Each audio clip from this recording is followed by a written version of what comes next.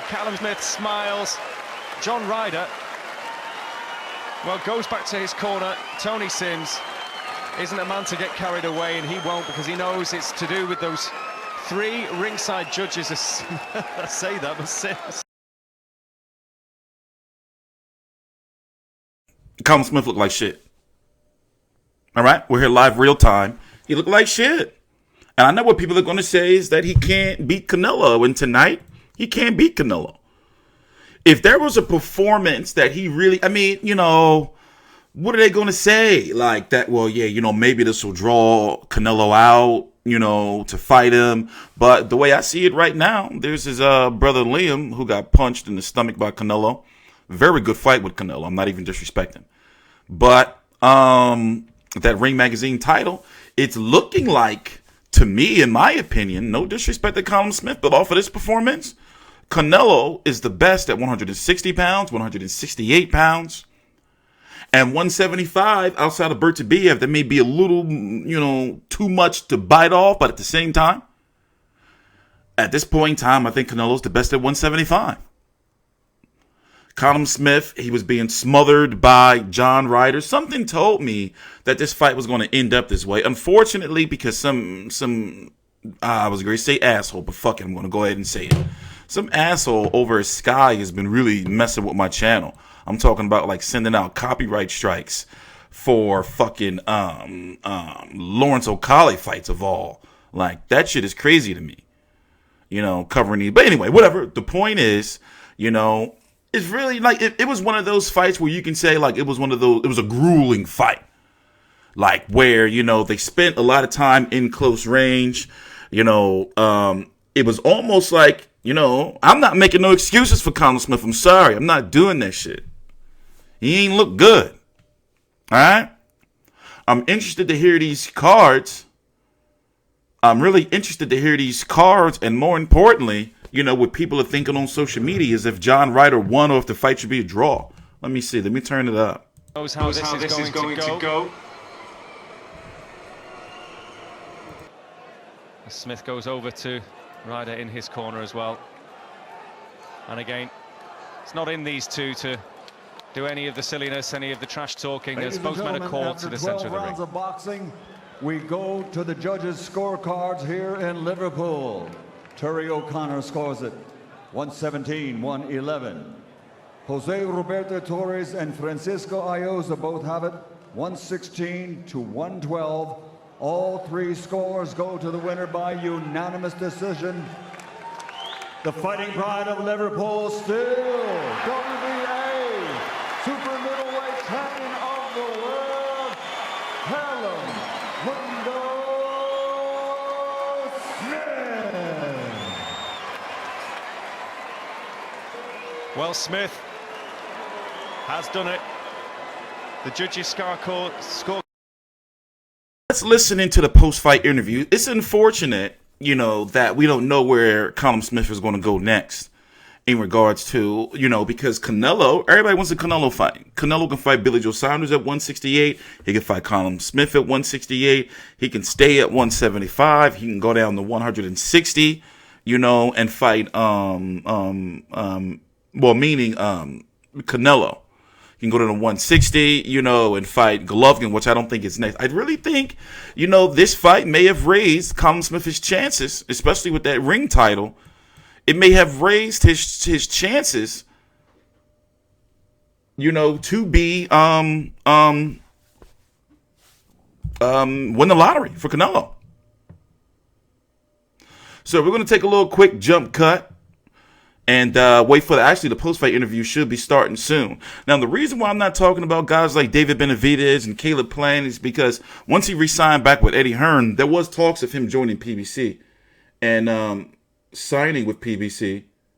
But once he, like, you know, went back to Hearn, Hearn had to promise him either Danny Jacobs, motherfucking Billy Joe, or Canelo.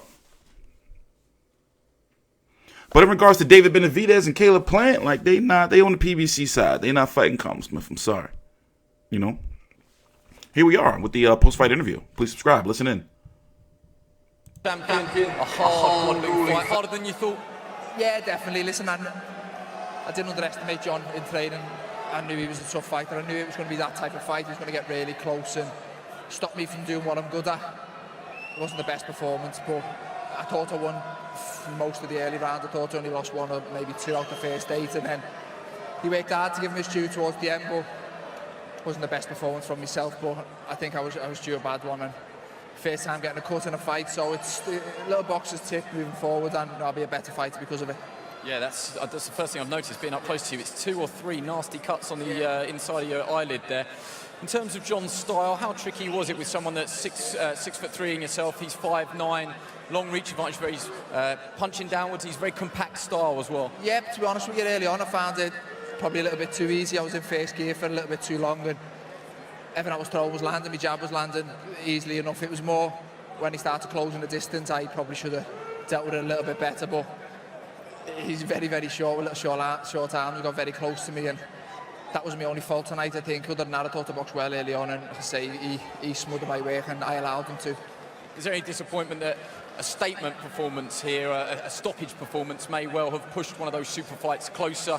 Instead, it's a points win where you say you perhaps didn't box as well as you could have. Yeah, listen, there always is. I'm a perfectionist. I always want to do the best as possible, and even in my best performance, I'm never satisfied. I always criticise myself, and I always want more and want better. And you never know, a below par performance might encourage the better fighters to fight me now. They may see I'm probably not as good as they thought I was, but listen, I know how good I am, I know how good I can be. That was nowhere near the best of me tonight, and better the opponent, I will raise my game. Never heard you scream and shout for opponents, but this is your opportunity and your platform. We're going to talk to Eddie Hearn about what you want to do next, but one of those things that keeps getting mentioned is Anfield in the summer. Is that your #1 priority, and if so, who against? Yeah, listen, if it's possible, I'm not going to say no to it. I do want that, and I want the best names in the division.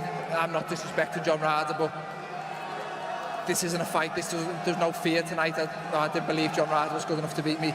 There's fights who I believe are good enough to beat me if I don't perform, and that's what always brings out the best performance in me, and that's what I want now. I want the big names. It's up to this man to hopefully deliver them for me.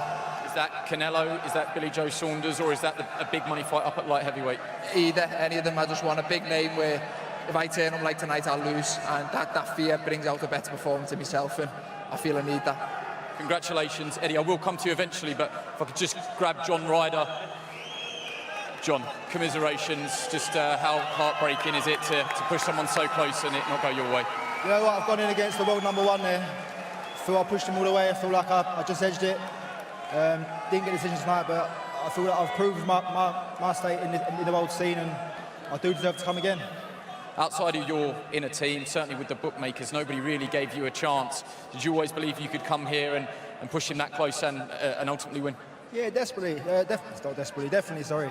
He's a great fighter, but I live and breathe this sport. And the sacrifice I'm making is unbelievable. I leave my family, I relocate, I live with my strength conditioner Dan. I'm there day in, day out with Tony, and it's just the sacrifices I make for this sport, and it's just, we've not had rubber green lately, but that's just boxing. Scorecards, 117, 111, 116, 112 twice. Do you feel you're harshly treated on the cards there? Yeah, I feel that was harsh. I feel like I forced the fight a lot. He was just nicking rounds, if that. I feel like I've done enough to win that. Boxed for the British title 3 times, and lost for it 3 times. We're going to walk away from the sport. Glad you didn't, and do you believe you can come again? Definitely. Look, I've lost for the British title 3 times. I've come back and I fought for a world title against the world #1. I think I've done more than enough to show that I'm credible for this, and I will definitely come again. Hard luck to you tonight. Promoter Eddie Hearn, your thoughts on the fight first, from both men's perspectives? I thought it was a great fight. I thought Callum Smith dug in. I thought John Ryder was exceptional. I thought it was a close fight. Felt Callum Smith, champion, put in a great performance. John was great. It was a great British domestic fight, and like Callum said, John came in, this was his golden opportunity, raised his game, put in a great performance, and now Callum moves on, to take these mega fights. But I thought Callum was great, and I thought John Ryder was exceptional. One on John first. Do you believe he's proved that he belongs at this level? 100%. People doubted John coming into the fight. He's a world-class fighter. He proved that tonight. He'll be back, and I believe he'll go on to challenge for the world title again. Callum Smith very disappointed in his own performance, most notably because he wanted to make a statement and push you to deliver the fight that everybody's asking you to deliver. What can you go away and do now? Everyone's pushing you for a Canelo, a Billy Joe Saunders and an Anfield fight ultimately in the summer. Well, sometimes when you don't put in a blistering performance, it's a lot easier to make fights. You know, we saw, even with Billy Joe Saunders recently, you know, got a great knockout victory, didn't look great, and all of a sudden the phone starts ringing.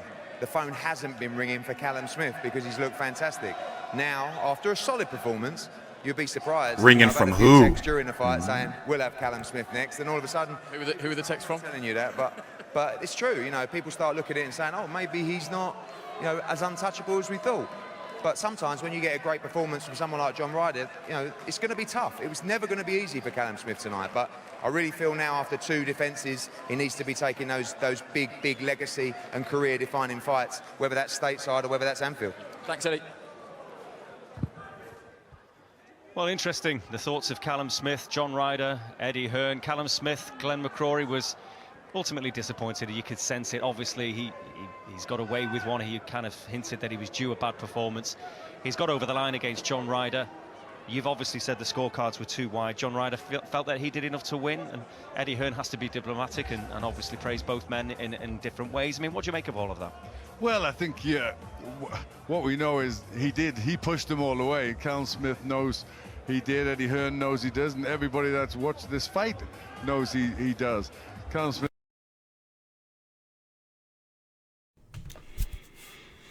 Who's been calling Billy Joe Saunders?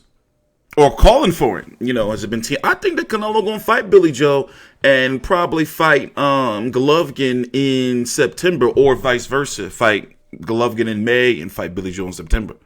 But the thing is, if Billy Joe can't have another fight and not fight Callum Smith, and Callum Smith can't have another fight and them not fight each other if either of them is not fighting Canelo, you dig me? By the way, I overslept and missed the whole goddamn card, which is rare. So what I got to do is I got to get ready for Wilder versus Ortiz 2. And we're going to talk more about Callum Smith late tonight during my post-fight press conference and post-fight stream for Wilder versus Ortiz 2. And then I'm going to chop that up into different videos and put that all out tomorrow. Basically tonight after the fight, we're going to be live. I'm T-Street Controversy with FightView360.com. Yeah, Callum Smith look good. You know, this happens, you know, to fighters where it's just like, oh, look a little vulnerable, you know, but the one I saw tonight can't beat Canelo. You know, the one that won the World Boxing Super Series, yeah, but, you know, tonight wasn't a good night. Please subscribe. He can mix it at world elite level, and he will look for a world title fight.